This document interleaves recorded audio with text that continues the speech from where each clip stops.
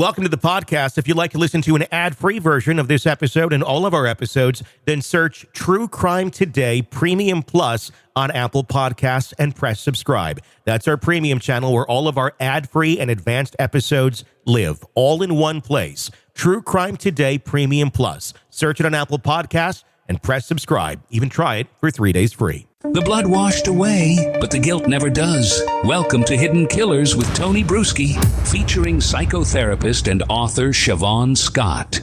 Sean Diddy Combs, it's not going to be a white Christmas, an at-home Christmas, let's get together for the holidays at all. The judge saying, you're going to stay behind bars.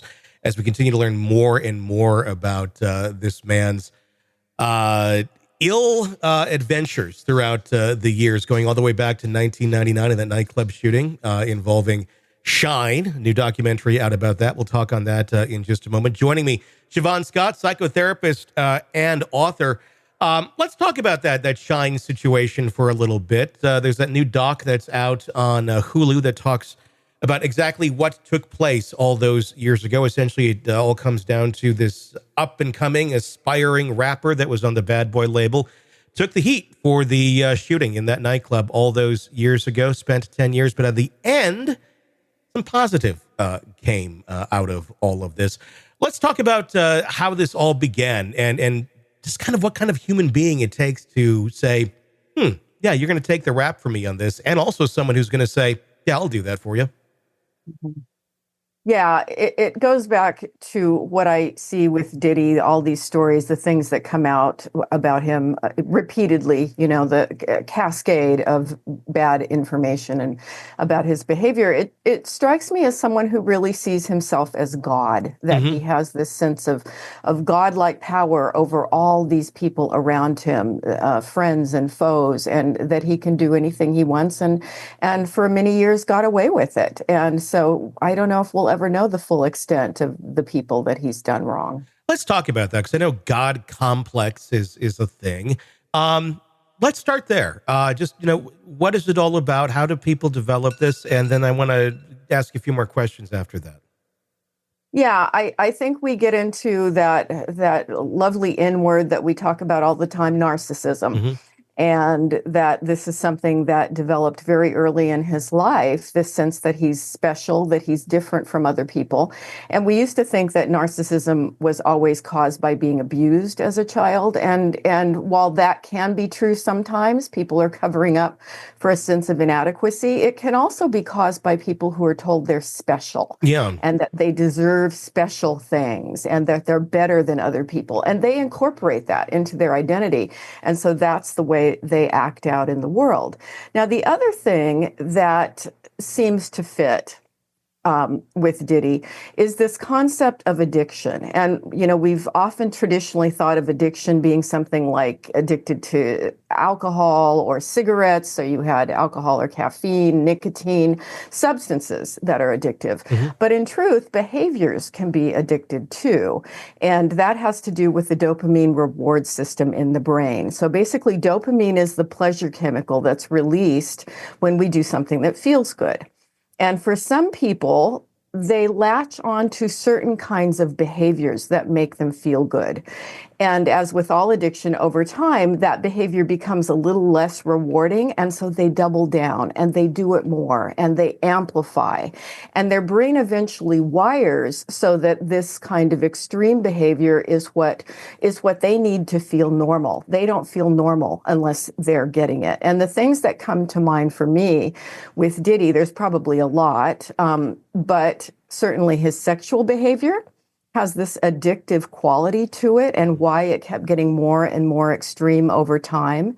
His need to control people seems addictive, and also his need for accolades and for attention and to always be the biggest, the best, the baddest, in all these different facets of his life. It just sounds like someone who has out of control behavioral addictions along with that narcissism. And that's an interesting one, being addicted to praise. I think a lot of people, that's the explanation for social media. That's what we live in. We live in a world where we're all seeking that praise, that validation. whether it just comes in the form of a like literally Yeah. just a like, not even words, or verbal, some sort of confirmation of their thinking. How much of our population is addicted to praise these days? I mean, and this seems like something that we didn't necessarily have in the past. I mean, I grew up in a world, I know you did too, where, I don't know, it was more like, you're not super special. You're this, I was told many times, you're not special. You're just like everybody. And I'm okay with that. Like, it's like it kind of made you want to rise up and get to something that is special, because just inherently, yeah, we all kind of start at the same place. Yeah, yeah. It's really interesting as you talk about social media to see how this is changing people's personalities and changing the brains. And certainly that's the concern we have with kids who don't know how to manage it, who don't have balanced lives. And I don't have little kids I'm raising at this point.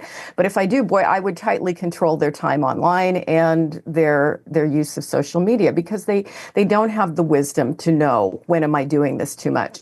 And that's the tricky thing about the dopamine system. We need it to survive. It's what keeps us seeking healthy food, and what keeps the species procreating, right? We need that dopamine reward system, but it's when it gets out of balance and when it's excessive, that we go for one thing versus having a variety of things we do during the day that bring us pleasure. That's what a healthy person does. But certain people definitely become fixated on one thing. And the thing that we always look for, what makes one thing an addiction and one thing a hobby? Are you having negative consequences from it? And are you unable to dial it back and control it? And if you're having bad consequences, you keep doing it anyway, you keep increasing it, that's when we look at something that may be akin to an addiction. Society-wise, and also, I guess, individual-wise, when we're talking about Diddy, has the bar been pushed so far high to get that dopamine hit, so far beyond the bounds of where it used to be, that the norm is now so extreme that to get that validation, we're seeing, obviously, a situation like Diddy, that is the example of the most extreme, but just in society in general, needing to get this validation from so many places at once versus just like a true sit-down, one-on-one conversation with someone whose opinion really matters to you. Mm-hmm. I feel like people would rather take the 50 likes from strangers than the actual one meaningful conversation from someone who can really validate you. Is that accurate as far as how we seem to be operating? It's a very hollow way of living. Yeah, it is hollow. It is hollow. That was exactly what I was thinking. There's no real depth with that, with the quick fix. Yeah. I mean, and someone like Diddy going to the quick fix because he had the power to and the money to do whatever. And going back to the God complex, is there ever any turning back from this? Once you've reached that level and you really pretty much feel that you have the power and the influence to do anything you want, number one, do they believe they are God? Or is that more of a metaphorical thing where they just feel like they have that sort of power? But then can they come back once you're there? Like, can you rewire the brain out of that so you're not thinking in these very skewed ways that end up getting someone like him into all of this trouble? I don't know what the odds for him are. At his age, I think with a younger person, the younger you are, the more flexibility you have with your personality, with things like that. Or is this a guy that's going to his dying day believing that he's better than everyone else and more grand and yes, has the metaphorical sense of control over other people? This might be a person that even if he spends many years in prison behind bars, which is kind of what it's looking like, would he still be the big guy there? And would he still be seeking followers and accolades and getting, all the stacks of love letters in the mail from people?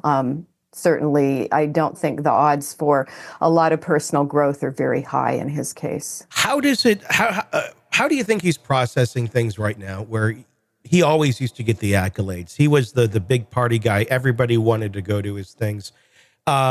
Now he's sitting in that jail cell and nobody wants to touch him. All the celebrities. I've yet to hear one celebrity talk about him in a positive way. yet since all of this went down, or to be behind him in any sort of way.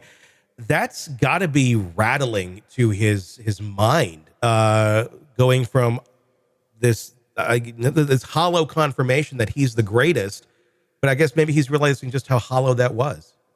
I hope so. I mean, that would be a good sign for him to be depressed right now and realizing it. It would show that he's grounded in reality. So that may be what's happening, or he may just be seething. Yeah. He may be very angry and feel like all of this is unfair, and everybody's now, not giving him what they're supposed to be giving him, which is the adoration that he still believes he's entitled to. I know he's been pushing to try and get bail over and over and over. I doubt that will ever take place, but can you think of any reason why it would make sense to release him into any sort of controlled situation? Or would that just be a nightmare with a personality like this? Yeah, I would. I mean, if I had a vote, I don't have a vote. If I had a vote, but I'd say no. Yeah, keep him in. Yeah.